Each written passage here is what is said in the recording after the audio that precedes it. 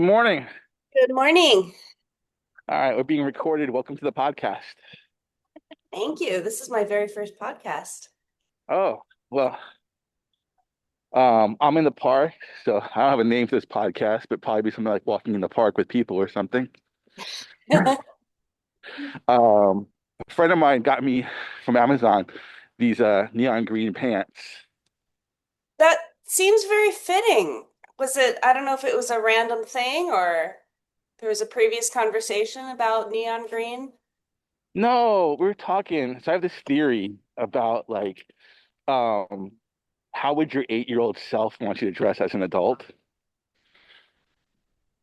And when I was a kid, I loved like neon colors. And about a certain point, I realized I didn't have any neon colors in my wardrobe. And that was kind of a disappointment to my 8-year-old self. Love So that. I also love how you have matching neon, how it matches with your hat. neon green is my favorite. So like little things, like a neon green hat, I got neon orange hat, a couple of neon green shirts, like not every day, but just a little bit. And then based on that conversation, she sent me some neon green pants.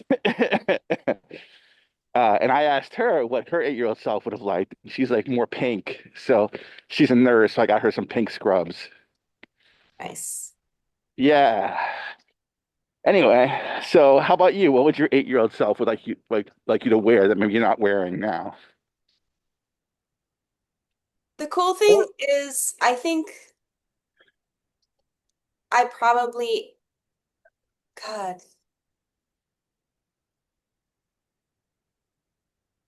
I think I'm probably more in touch with my 8-year-old self than I was when I was 8.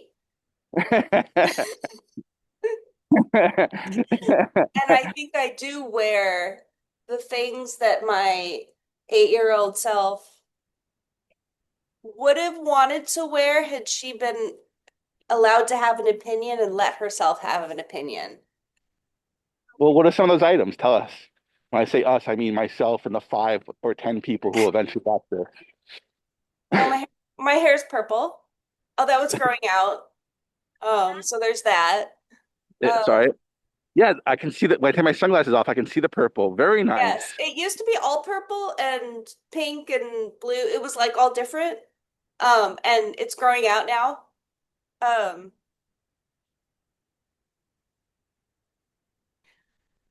I let's see what else. Like stuff I've worn at Burning Man, just like obnoxiously bright, happy pants. And I have this coat that's fake fur and it's just obnoxiously happy. It's pretty much the same color as my hair, and it's a lot of just long fur. And it's like floor length, and the inside is like gold, oriental. I think we could say that with fabric, right? As a style. You can Uh, hear. I'm not worried about getting canceled.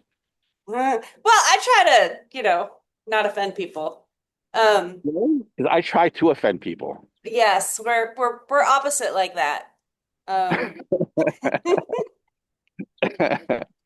Oh, wait. So what about being a therapist? Is there ever a problem? Like, hey, you've got purple hair? Because I mean, well, I'm not.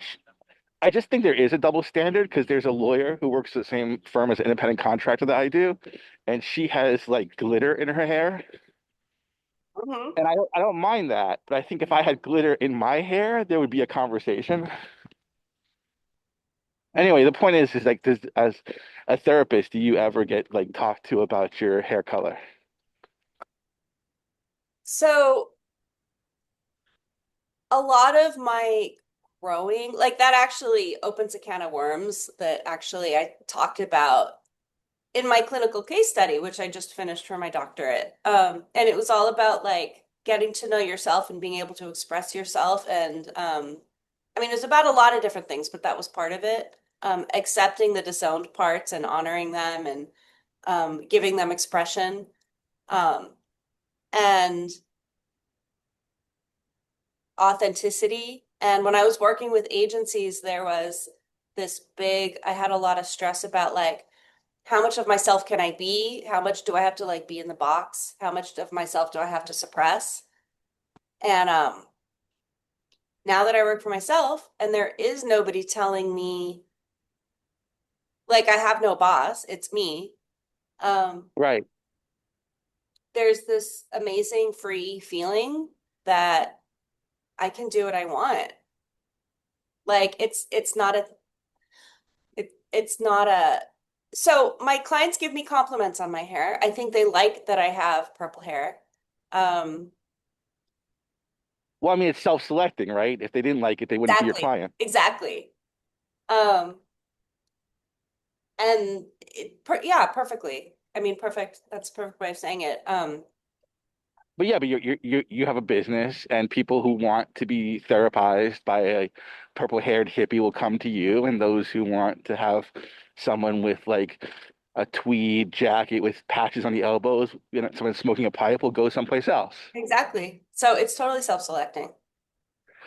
Um, Well, that's very cool. What about when you were being supervised or before, or if you're possibly working for someone else? Was there a dress code? I mean, I'm just genuinely interested if therapists have a yes, dress code. yes. Um, there was one place where and it was very dependent on a lot of different things. Like there was this one dress that I wore um at one agency and they said that wasn't professional enough and I should never wear that dress again. And then I went to another agency and I got a compliment on that dress, on that very same dress. And Well, it had a lot to do with like culture. yeah. Um like the first it was it was one of those I call it a Mexican muumuu. It's just like a big it's like a house dress, but it's gorgeous. I bought it in Cancun and it's got all this like intricate, stuff on it and it's really bright and the the first agency was not very culturally sensitive at all. And the second um was it was a Latino based agency and they're like, "Oh, cool dress." And it was interesting to like it I got to internalize because there's this, power structure like how much should I believe? Well, they're in power, so they must be right. But no, they're not right. And like how much can I trust myself? And like there's like that whole battle. There was that whole battle. Um, so Um, most agencies, no, I couldn't have purple hair, but I worked at this domestic violence agency where the woman that interviewed me had purple hair, and that was a big selling point. I don't know if you can see, but there's like pelicans floating on the water. Oh, that's beautiful. Yeah, you definitely should come out to Tri-City Park sometime. But yeah, well, I think which kind of reminds me of, I heard from other lawyers, like women lawyers, like some courtrooms would be like, you can't wear a dress or a skirt. Like this is older, like 10, 15 years ago. You'd have to wear a pantsuit. But then there's other judges who'd be like, you can't wear a pantsuit. You can only wear dresses or skirts. And so they could, very much be like, if they had to go to two courtrooms in one day, be in a bind. Wow. So, I mean, I think again, I don't think that's a problem now, but it was interesting when they first started kind of trying to figure out, because the dress code for guys is you got to wear a suit jacket, you got to wear a tie, you got to wear a dress shirt, you got to wear pants, and they don't have to match, and they don't have to look good, but all the elements have to be there. I And go ahead. go ahead. No, what were your questions? Or what were I your read statements? somewhere a long time ago, like it had to be one of three colors. Is that true? Not currently. No, I've but a never long heard of time ago, like a long time ago, like I don't know how long never, ago, like never heard of brown, blue, anything. or black. No. Okay. When I started practicing like 15 years ago, I guess like yeah, pretty much 15 years ago. Um, I seen people guys wearing plaid suits, like I saw suits that I could never imagine anyone wearing in public. But when I started practicing, I had like one nice suit, and the rest were from Goodwill. Um, but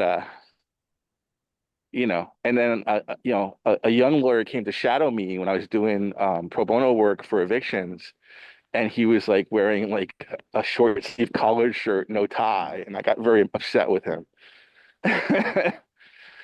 And I was like, it's real simple. You just have to check off all the elements. Jacket, tie, shirt, pants. Shoes are flexible. Um, but anyway, I have a neon green tie that I don't wear for trial, but I do wear in court sometimes. I think it's a good look with a black shirt and black pants. But that's about as much of my neon as I can get into into the courtroom. A tie. That's probably daring for your field to wear a Uh, neon tie. I do get some comments on it, which is why I don't wear it at trial because that could influence the jury. Um, I, I might have texted you. I don't know if I told you, but I had like the criminal defense moment. I had a guy who was a third striker on a felony on New Year's Eve. I gave my closing argument at 1:30. Jury deliberated, and at 5 p.m. he was found not guilty of the felony, and he was released on Monday. Wow. So, guy facing life in prison, except for that capital punishment, you can't get higher stakes than that, and you can't get a better outcome than credit time served, released next day. So that was pretty good for me. Yeah. That's amazing. Yeah. I'm like, if people were making a biopic, like that's the climax. How about you? I guess you don't have like day-to-day successes, but anything that you can say about your career that you like a highlight? Gosh, a session I had yesterday, um, which I can't, say details, but No, obviously I don't want. Like I said, I know like you got confidentiality. I'm just saying, is there anything that like you could? I mean, if you can't, I understand. But like, I mean, what would a highlight look like? A breakthrough? well, my clinical case study, when I which is in it's called a clinical case study, not a dissertation for a PsyD, and I did it on well, the heroine's journey was part of it, which is basically you you go through stuff, you suppress parts of yourself, then you reclaim those parts and you bring them forward and then you like help others. And like the client that I did it on, so I went through my own heroine's journey and then I described her heroine's journey and then the heroine's journey of actually doing the clinical case study was like kind of a third level of was kind of meta. And I actually see that a lot. Um like I without specifics, I saw that yesterday, but where somebody's able to reintegrate their own pain and grow from it and make sense of it and honor it, and because of that they're not running from themselves and they're stepping into their own power and they're able to speak their voice, which is ideal. Um When someone reaches that level, do they stop coming to therapy then, or do they, have a new like just new therapy journey? I think it depends on them. It depends on what they want. There are times where a lot of times they keep coming. Um, and on one hand, I'm thinking like, why do you want to come keep seeing me? But on the other hand, there's also ongoing work, so it makes sense. It's more about like, do they want to take a break from the work or they want to keep doing the work because there's like we come in and out of it. of like that empowered, authentic, self-expressed self. So it's like one forward, one steps forward, two steps back, or maybe it's the opposite. Well, Um, preferably, right? Two steps forward, one step back, and you just keep going. Um, yeah. but were you did you go to therapy when you were going on your heroine's journey exploring that, or was that something you did on your own? Um, I went to therapy, but therapy wasn't as helpful as other things were. So I incorporate what I've learned from other places, like self-development programs, 12-step programs, have helped me a lot. Um, Individual therapy was like, I mean, there was a few things I got out of it, um, but it wasn't transformative for me. And so I try to bring in the things that were transformative for me into my therapy sessions with other people. And I think I'm different than the therapists that I had. I don't know if that was old school or because the therapists I had were like, I see. Yes, I hear a lot of pain, and I just wanted to strangle them. Like, I didn't want to just have stuff reflected back to me. Well, I went to therapy, I think my first year of law school because I was dealing with a lot of stress and just trying to hold shit together. And my therapist would do the thing. I don't know if this is a thing, but she would do a thing where she would like not say anything and I would not say anything and kind of stare at each other like playing nonverbal chicken. That's called use of silence. Oh, well, it has a name. Okay. And So yeah, what's the idea behind that? Because she never told me. the idea behind that is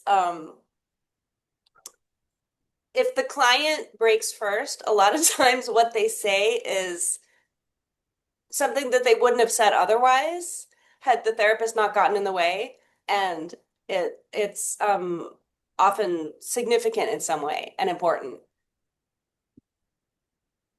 Because what I had envisioned was like that she would ask questions and then I would answer and it would lead somewhere. And sometimes that would happen, but like more often than not, she would just not say anything and I would not say anything. And then like somehow I had to initiate things Yeah. without guidance. And I didn't love that. Yeah, I suck at that. And I also joke with my clients about that. Um, because I get the theory behind it. I can see how that like can be helpful, but I also like tell the clients what I'm doing. And like sometimes like they don't know what I'm thinking and like they want me to say something and I don't know what they want. And like sometimes I ask them, it's like, tell me if you want me to say something. Like,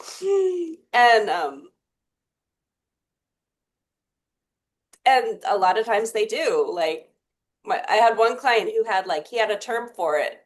And I'm not going to tell you the term, but he'd basically be like, okay, your turn. And I'd be like, oh, okay. And I would just say what I was thinking. And I'm really like authentic in my sessions, and I think that it also helps to not have a boss that's going to be like, you're doing this wrong. Um, Going back to what we were talking about before. Um, but yeah, that's a term. Um, and that's exactly what it feels like. And I pre- I prefer nonverbal chicken. you prefer nonverbal chicken? That's what I was saying. That's what I called it. I said it was nonverbal chicken. Oh, yeah. Yeah. See who Yeah, would break first. I had a lot of therapists like that. It wasn't real helpful. No, I didn't think it was helpful. I thought it was just a way of like taking 5 minutes off the clock because I would get stubborn about it.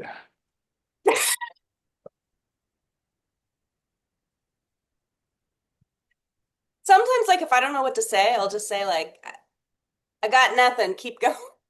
Or I'm not saying anything because you're covering all the point. I don't know. I'll let them know what I'm thinking, so I'm kind of more accessible for them, and it doesn't feel like a competition. And then Yeah. try, Well, yeah. I mean, I don't know. I went for about 4 months, maybe 5 months, and you know, but like, it definitely helped at the time. There was a time when I was just um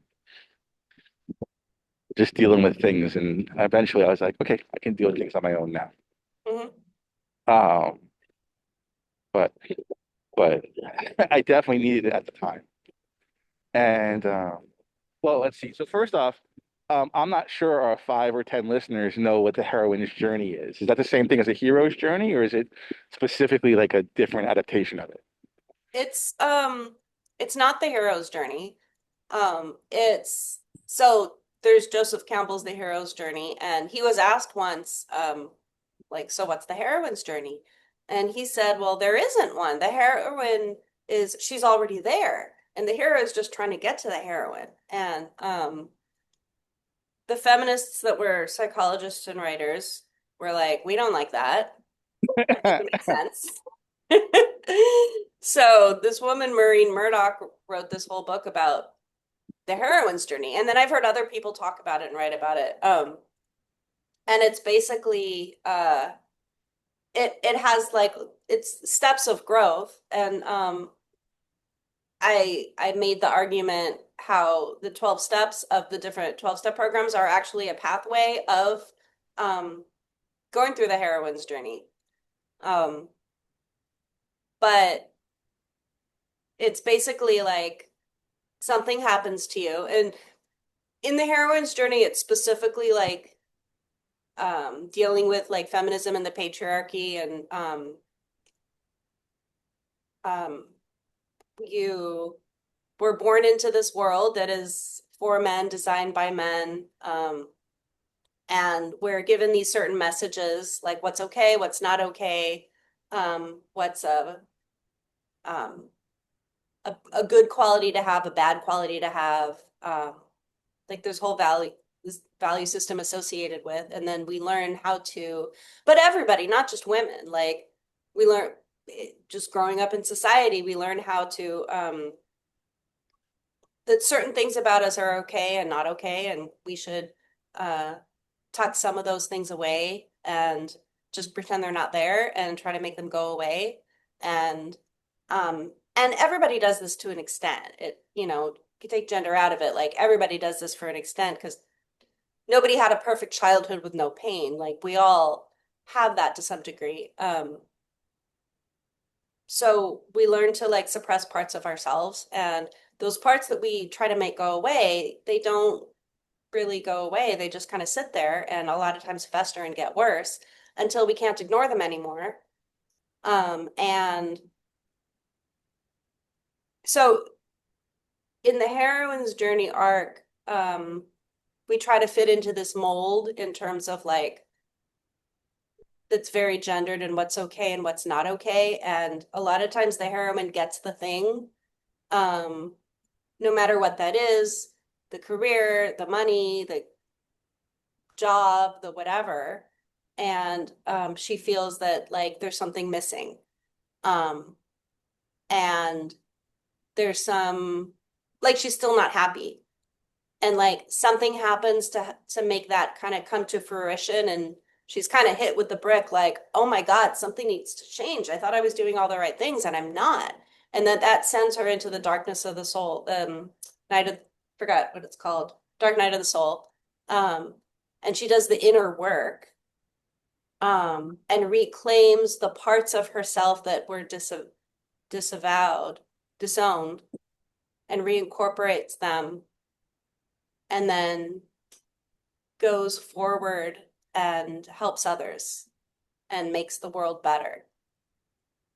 If you want to email me a link to, your, I guess your not dissertation, but your research study, I'll put that on the YouTube video so people who want to can look at it if you want. But we're getting to the end of this, so do you have, I guess, in lay people talk, advice for anyone who's watching this that they can apply to their own life? Um,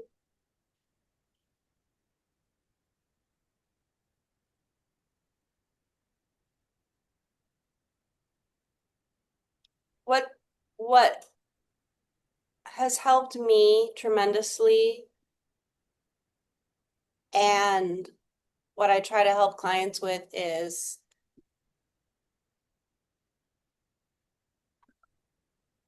God, pick one thing. Let's see. Well, I don't know if you saw with Linda Torado, she was doing. I was talking to her on a podcast, and her Yeah. advice was go out and turn left. Basically, just find a problem, one specific problem, and solve it. Kind of like the parable of the starfish. If you can't help everybody, you can help that one starfish. And I'm not saying that should be your advice. I'm just saying. So Yeah, that's a good I example. decided to ask everybody, I talked to on this with their own different perspectives. Hmm? What's the one piece of advice that they would give to anyone listening? Look at what comes up with you with curiosity and without judgment. That's a tall order. And without acting on it, just looking at it and see what happens. My advice to people is just more practical. Wear a mask, don't catch COVID, and if you've never punched somebody, just punch somebody.